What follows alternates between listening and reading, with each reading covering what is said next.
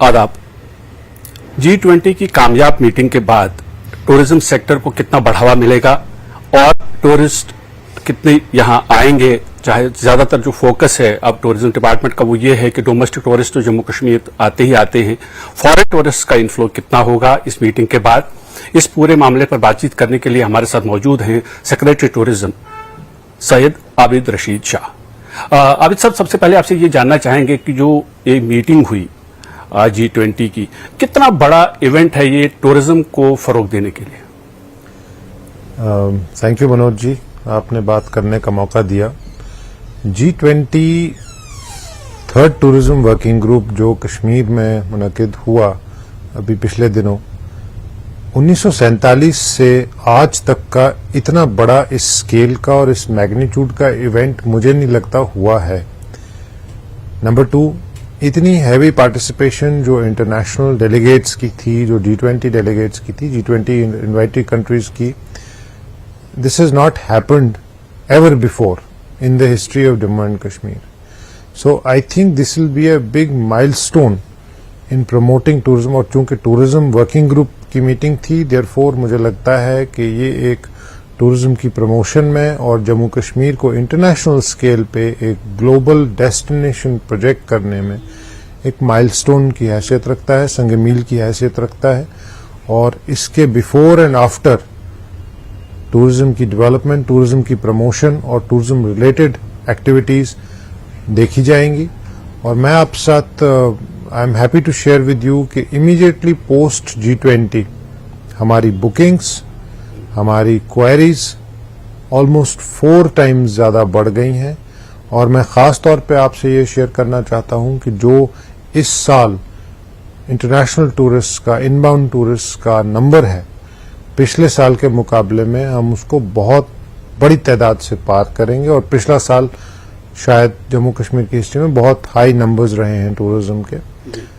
इस साल हमारी एक्सपेक्टेशन ये है कि मई के आखिर तक we had almost reached the numbers that we reached last year in the full 12 months in case of inbound international tourist. So therefore मुझे लगता है कि ये एक बहुत बड़ा प्लेटफॉर्म था हमारे लिए, and God was kind, it was a very very successful event, and I would like to personally express gratitude to the honourable prime minister, to the honourable HM and the honourable lieutenant governor for reposing faith in Jammu and Kashmir and in the administration of Jammu and Kashmir. LG साहब की क़यादत में कैसे जम्मू कश्मीर इंतजामिया ने अनथक मेहनत के साथ दिन रात काम करके इस G20 टूरिज्म वर्किंग ग्रुप को कामयाब बनाया। और इसका एविडेंस ये है कि जो एम्बेसडर्स और जो हाई कमिश्नर्स यहाँ से वापस गए और उसके बाद कैसे किस तरह के कमेंट्स उन्होंने दिए, कैसे सोशल मीडिया में आपने देखा कि एम्बेसडर्स और हाई कमिश्नर्स ने कमेंट्स कैसे दिए हैं कि वो they have felt that this is actually the paradise on earth and they want to come back seeing the warmth and hospitality and the kind of arrangements that the government had laid out for them. मुझे लगता है कि ये हमारे लिए एक बहुत खुशाइंद बात है और जम्मू कश्मीर के टूरिज्म सेक्टर को इससे बहुत फायदा होगा आने वाले वक्त में। जैसे आपने कहा कि जो टूरिस्ट अराइवल है, जो पिछले साल इनबाउंड टूरिस्ट जो हैं, पिछले साल भर जितने आए थे वो मई तक आए हैं। एक सबसे बड़ी जो क्वेरी है जो टूरिज्म प्लेयर्स हैं, वो ये चाहते हैं कि जिस तरह की एडवाइजरीज थी कुछ यूरोपियन कंट्रीज या वेस्टर्न कंट्रीज में जो एडवाइजरीज थी कि जम्मू कश्मीर के बारे में ये कहा जाता था कि वो परहेज ही करें, दूर ही रहें, ना जाएं। आपको क्या लगता है कि कितना फायदा होगा? जैसे आपने खुद कहा और हमने भी देखा सोशल मीडिया पे जो डेलीगेट्स थे, जो रिप्रेजेंटेटिव्स थे G20 कंट्रीज के, उन्होंने तो बहुत ही अच्छा मैसेज दिया। अब हाउ होपफुल आर यू कि आगे जो है जो वो एडवाइजरीज हैं उनको वापस लिया जाएगा ताकि ज्यादा से ज्यादा टूरिस्ट आए? देखिए, जहां तक एडवाइजरीज का मामला है, मुझे लगता है इस इवेंट से ये भी एक बड़ा एक पॉजिटिव परसेप्शन है कि जो लोग खुद आके देख गए हैं कि जम्मू कश्मीर में किस तरह की सिचुएशन है, और जो लोग खुद आके ये एक्सपीरियंस करके गए हैं यहाँ की ब्यूटी, यहाँ की वार्मथ, यहाँ के लोगों की अफेक्शन और यहाँ के लोगों की इतनी ज्यादा हॉस्पिटैलिटी एक्सपीरियंस करके गए हैं.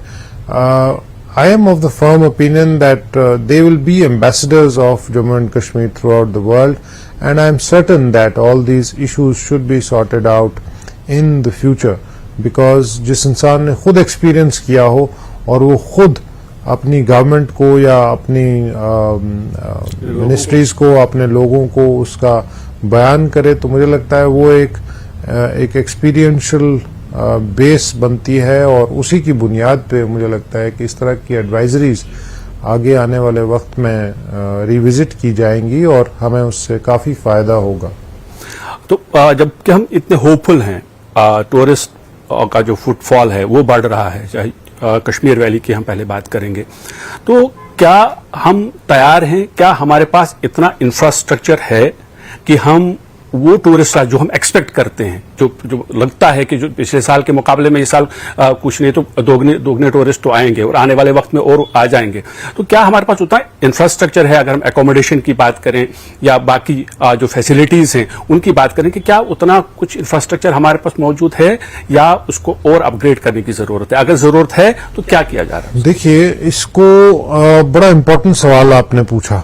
जो किसी भी जगह की, अपनी किसी भी डेस्टिनेशन की अपनी एक कैरिंग कैपेसिटी होती है, वो महदूद होती है.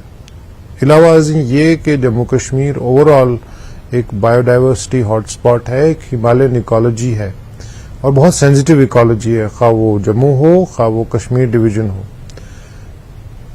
उन जगहों पे जहां पे ट्रेडिशनली टूरिस्ट का बहुत ज्यादा रश रहता है, उनसे ऐसी जगहों तक टूरिस्ट रश को, फुटफॉल को डाइवर्ट करना हमारे लिए बड़ा जरूरी है. तो हमने कुछ चंद एक चीजें उसमें बड़ा ज्यादा फोकस के साथ करने का बीड़ा उठाया है. नंबर 1 ये कि इंफ्रास्ट्रक्चर डेवलपमेंट जहां जहां करनी है वो उसको फोकस किया जाए, लेकिन सिर्फ सरकार के जरिए इंफ्रास्ट्रक्चर डेवलप होना लाजिम नहीं है और जो कि हो भी नहीं सकता है, जिसकी ओवरऑल ऑपरेशन मेंटेनेंस में दिक्कतें आती हैं.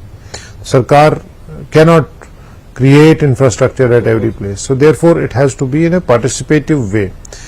To that end homestay policy लाई गई है. homestay मुझे लगता है कि sustainable tourism का बेहतरीन एग्जाम्पल है कि अगर किसी डेस्टिनेशन पे होमस्टेज के हवाले से आपने कोई रजिस्ट्रेशंस की हों, तो मुझे लगता है कि वो बहुत इंपॉर्टेंट है, बहुत अहम है. तो इसलिए आगे आने वाले वक्त में हम ये किस तरह से कैपेसिटी बढ़ाएं अपनी, और कैसे होमस्टेज का हम ये फोकस के साथ ऐसी डेस्टिनेशंस पे जहां पे अभी इंफ्रास्ट्रक्चर डेवलपमेंट बहुत ज्यादा नहीं हुई है, होटल्स नहीं हैं और रेस्टोरेंट्स नहीं हैं, तो वहां होम स्टे एक्सपीरियंस हो.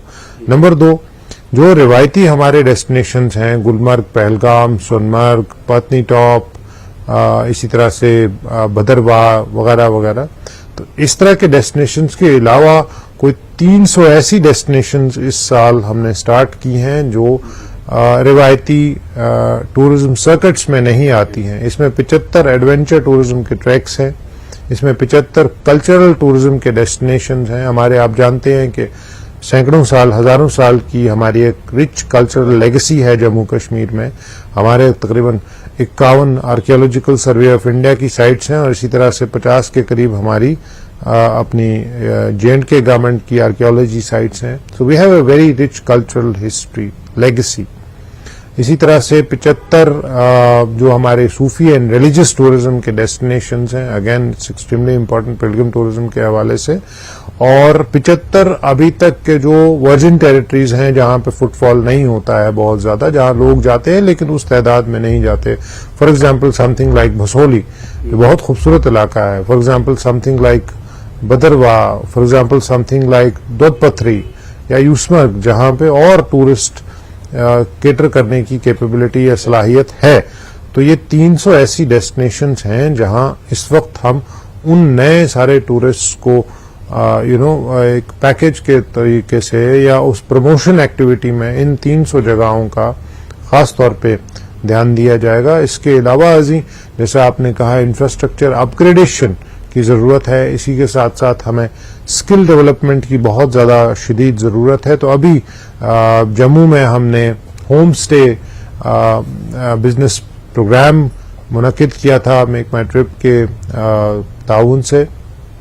जिसमें तकरीबन 100 के करीब ऐसे जवान बच्चे बच्चियां थीं जो दूर दराज इलाकों से, पाडर से, दच्छन से, कठुआ के बहुत दूर दराज इलाकों से, पुंछ राजौरी से आए थे, और जिनको एक पर्सपेक्टिव दिया गया कि ओवरऑल 3-day वर्कशॉप किया गया, जिससे उनको काफी कुछ सीखने को मिला, ग्लोबल बेस्ट प्रैक्टिसेस सीखने को मिली। और मुझे लगता है कि इस तरह की और एक्टिविटीज, अपस्किलिंग हमारे नौजवानों की करना जरूरी है। तो जैसे हम टूरिज्म की बात करते हैं तो जम्मू कश्मीर एक ही यूटी है। जम्मू के कुछ लोगों की शिकायत है, उनको ऐसा लगता है कि कश्मीर को प्रमोट किया जाता है, जबकि जम्मू को उतना ज्यादा प्रमोशन नहीं मिल पा रहा है, जिसकी वजह से यहाँ फुटफॉल नहीं है। मैं आपसे ये जानना चाहूंगा कि जम्मू का जो रीजन है, यहाँ पर टूरिज्म को प्रमोट करने के लिए यहाँ जो टूरिस्ट ज्यादा से ज्यादा आए, क्योंकि अगर हम देखेंगे तो मेनली जो जम्मू का आज तक जो हमने देखा है वो तो पिलग्रिमेज टूरिज्म है या रिलीजियस टूरिज्म है, श्री माता वैष्णो देवी का श्राइन है या बाकी श्राइन्स है, वहां लोग आते हैं।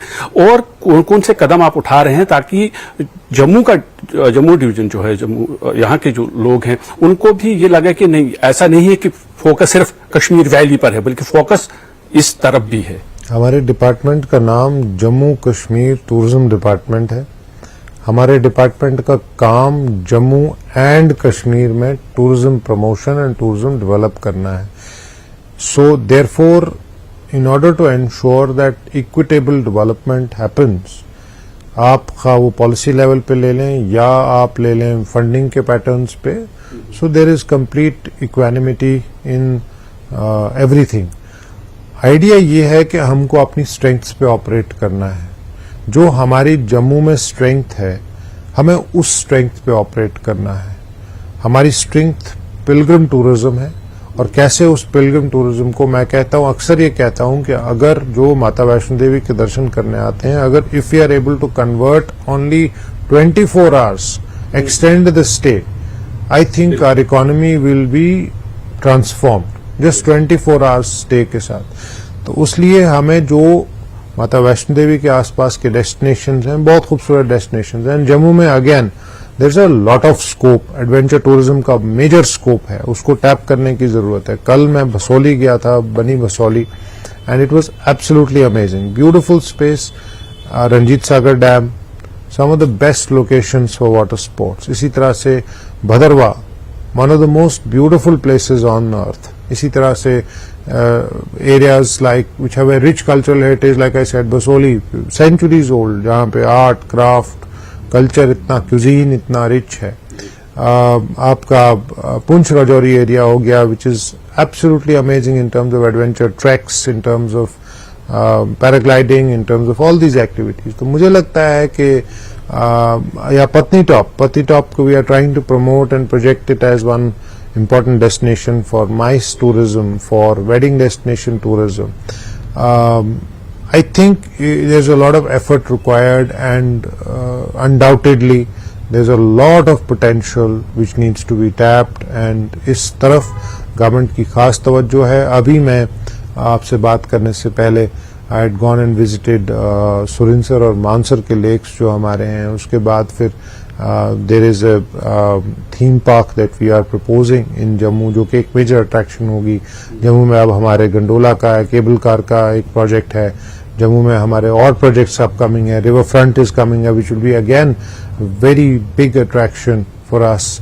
तो तवी बराज इज कमिंग, अब इस पे काम जोरों शोरों से चल रहा है। तो मुझे लगता है आने वाले वक्त में हम सही मानों में जम्मू का टूरिज्म पोटेंशियल टैप करने में कामयाब होंगे।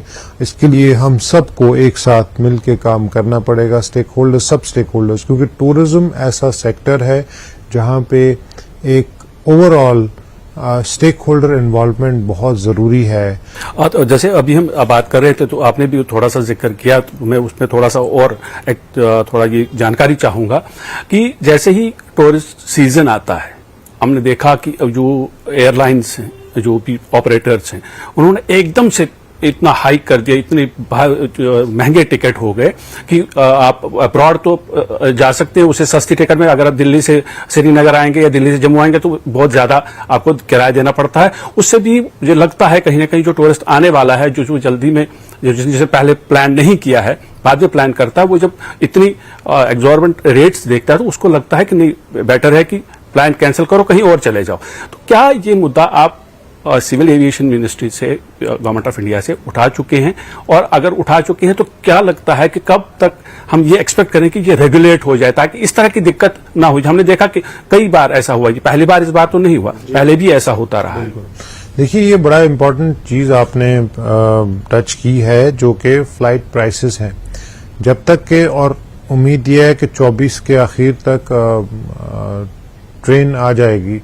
जम्मू में तो खैर ट्रेन इस वक्त भी आती है, लेकिन कश्मीर डिवीजन में चली जाएगी ट्रेन। उसके आने से बहुत फायदे होंगे, उसके आने से प्राइसेस बहुत रेगुलेट होंगे जम्मू कश्मीर के एयरफेयर्स। लेकिन जब तक के वो होता है, मैं I totally agree with you that sometimes the air prices are so prohibitive that international travel is cheaper.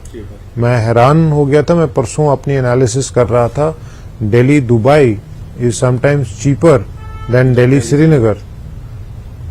Delhi Bangalore is sometimes cheaper than Delhi Jammu. तो मुझे लगता है कि ये बहुत इम्पोर्टेंट है, और इसको the government of Jammu and Kashmir is seized of it. Honourable LG साहब इस बारे में खुद इंटरवीन कर रहे हैं, उन्होंने खुद भी बात की है और आगे भी बात करेंगे। चीफ सेक्रेटरी साहब हमारे बात कर चुके हैं ऑलरेडी, आगे और फर्दर इसमें टेकअप किया गया है। एंड आई एम सर्टन, देखिए, एक मार्केट इकोनॉमी है एयरफेयर्स की, लेकिन वो मार्केट इकोनॉमी किस तरह से कैप की जाए, किस तरह से उसको सो दैट आर रेगुलेट किया जाए। एब्सोल्युटली, हमारी डेस्टिनेशंस प्रोहिबिटिव ना हो जाए। Jammu does not become prohibitive, Kashmir does not become prohibitive for travel. और इनवेरिएबली आजकल तो वक्त अवेलेबल नहीं होता है, तो air travel is the preferred route. So therefore we have to look for a via media, and I am certain it's important for the and the airline industry is an important stakeholder, and it's also important for them to realize कि हर चीज सरकार इसमें intervene करे वो मुनासिब नहीं है। सरकार रेगुलेटरी मैकेनिज्म्स लाए, वो मुनासिब नहीं है। Sometimes it is important for them to understand that very important, as important stakeholders in the tourism sector, they also have to play their important part in preventing a destination, particular destination from becoming prohibitive. But खुशी की बात यह है कि गोयर की भी flights कुछ because of various reasons cancel हुई हैं, और उसके बावजूद the footfall has not decreased, and I am happy to share that with you कि हमारा फुटफॉल डिक्रीज नहीं हुआ है, हमारे बुकिंग्स कम नहीं हुए हैं, हमारे जहाज आज की डेट में भी कंप्लीटली जैम पैक्ड आते हैं। जितनी भी फ्लाइट्स आती हैं, जैम पैक्ड फ्लाइट्स आती हैं, both Jammu as well as Srinagar. So therefore मुझे लगता है कि इस तरफ हमें और थोड़ा सा एयरलाइंस को पर्टिकुलरली तवज्जो देने की जरूरत है, because ultimately they are also important stakeholders in tourism sector, and particularly Jammu Kashmir के tourism sector में, considering connectivity issues and the geographical location of Jammu and Kashmir, airlines play a very important part in our tourism sector. And it is my request through you to all the airlines that it is extremely important that these prices are not made prohibitive. These prices are kept within limits, so that anybody who wants to come to Jammu or wants to come to Srinagar, it does not have to think twice before booking flights. तो आपकी तरफ से, आपके through, I'll also request the airline industry to kindly look into the issue and take appropriate measures so that our destinations don't become prohibitive. एक और issue जो है बहुत इंपॉर्टेंट है, वो ये है कि अगर आप डल लेक की बात करेंगे, जैसे वहां शिकारा राइड के लिए जाते हैं, या पहलगाम की बात करेंगे तो राफ्टिंग के लिए लोग जाते हैं, जो प्रोटेक्टिव मेजर्स होने चाहिए, जो सेफ्टी मेजर्स हम यूं कहें, जो सेफ्टी मेजर्स होने चाहिए, वो कई बार फॉलो नहीं किए जाते। हमने ये देखा कि अगर आप राफ्टिंग करते हैं, राफ्टिंग में आपका वो इंस्ट्रक्टर इतना शायद उतना कैपेबल नहीं होता या ट्रेन नहीं होता। कई जगह पे ये भी शिकायत आई है कि बिना लाइसेंस के कुछ लोग ऑपरेट करते हैं, बोट्स लाई वहां खड़े कर दी, टूरिस्ट को बिठा दिया और फिर कभी मिसहैप्स हो जाती है। अभी हमने देखा कि पहलगाम में रिसेंटली एक कपल की डेथ हो गई, या उसके बाद डल लेक में हमने देखा कि जब शाम की हवा चलती है, तेज चलती हवा, उसके बाद कुछ एक्सीडेंट्स होते हैं। उसमें आपने एक बहुत अच्छा स्टेप लिया था, जो डल लेक में आपने ये बोला कि जो सेफ्टी जैकेट्स हैं वो इम्पोर्टेंट है, वो उसके बिना कोई भी शिकारा नहीं जाएगा। लेकिन क्या हम ये माने कि जो राफ्टिंग वाले हैं, क्योंकि ऑर्डर तो आप निकालते हैं, ऑर्डर को इम्प्लीमेंट कैसे किया जाता, वो जो वहां लोग होंगे मैन ऑन द ग्राउंड, उन्होंने इम्प्लीमेंट करना होता है। तो क्या आप कितना आप अश्योर करेंगे लोगों को कि जो सेफ्टी और सिक्योरिटी है, कोई भी टूरिस्ट जो जाता है, चाहे वो लोकल है, चाहे वो फॉरेनर है, चाहे वो डोमेस्टिक किसी और स्टेट से आया हुआ है, कि उसकी सेफ्टी का पूरा ख्याल रखा जाएगा? देखिए, किसी भी एक्टिविटी में, पर्टिकुलरली एडवेंचर एक्टिविटी, बोटिंग हो या राफ्टिंग हो या पैराग्लाइडिंग हो या किसी और इस नवीयत की एक्टिविटी हो, उसमें safety is non negotiable to be implemented. So therefore आपने देखा होगा, अभी कुछ दिन पहले हमने कुछ ऑर्डर्स इशू किए हैं टूरिज्म डिपार्टमेंट ने सेक्रेटेरिएट से कि किसी भी शिकारा में unless you have life-saving jackets, life jackets are sine qua non, absolutely essential in any shikara, otherwise उसकी रजिस्ट्रेशन कैंसिल हो जानी है। ये बहुत इंपॉर्टेंट है, ये कोई कॉस्मेटिक पर्पज के लिए नहीं है, ये इंसानी जान का मामला है, ये इंसानी जान बचाने का मामला है। In an eventuality, God forbid should that be the case, it is a life saving issue. इसी तरह से राफ्टिंग का, जहां पे ट्रेनिंग है राफ्ट ऑपरेटर्स की, जहां पे ट्रेनिंग है, स्किलिंग है, और मोस्ट इम्पॉर्टेंटली रेस्क्यू मेजर्स हैं, क्या वो रेस्क्यू मेजर्स अबंडेंट तरीके से इम्प्लीमेंट होते हैं? क्योंकि कहीं कहीं पे ग्रेड 3, ग्रेड 4, ग्रेड 5 रैपिड्स आते हैं। Are they capable to do rafting there? They should not be doing that. So therefore इसका रेगुलेटरी मैकेनिज्म कैसे होगा, उसको एक तो टाइटन अप करना है, वो डेफिनेटली वो हो रहा है। That is why you see that there's a lot of cancellations happening in terms of licenses। कहीं कहीं पे हमने बड़ी penal action, harsh penal action की है, और चूंकि टूरिज्म पुलिस भी काम कर रही है तो टूरिज्म पुलिस ने भी सख्त कार्रवाई की है। कहीं कहीं सर्विस प्रोवाइडर्स के खिलाफ बड़े ज्यादा इसमें फाइन्स रियलाइज किए गए हैं, टीटी एक्ट में कार्रवाई की गई है।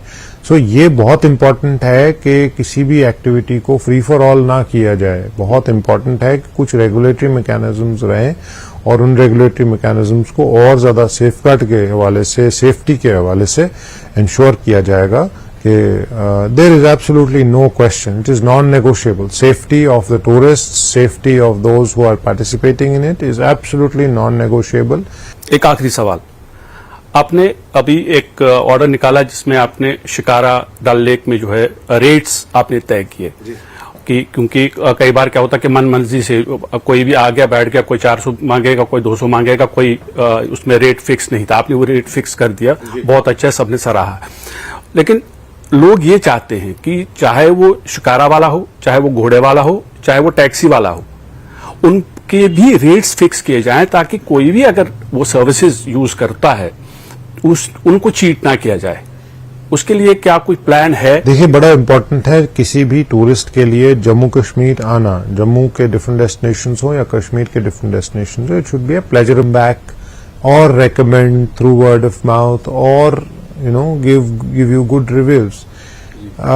आप और हम जब जाते हैं किसी जगह पे, हम चाहते हैं कि वो बड़ा प्लेजरेबल एक्सपीरियंस हो, एक प्लेजेंट एक्सपीरियंस हो। That is exactly what we are aiming at, and my directions to the entire department have been very clear that in case there are any incidents of such nature where it becomes slightly distasteful, overcharging वगैरह या किसी तरह से fleece करने की किसी कोशिश की गई, we must have abundant measures in place to prevent a situation like this, and should a situation like this arise, we must also have measures that are absolutely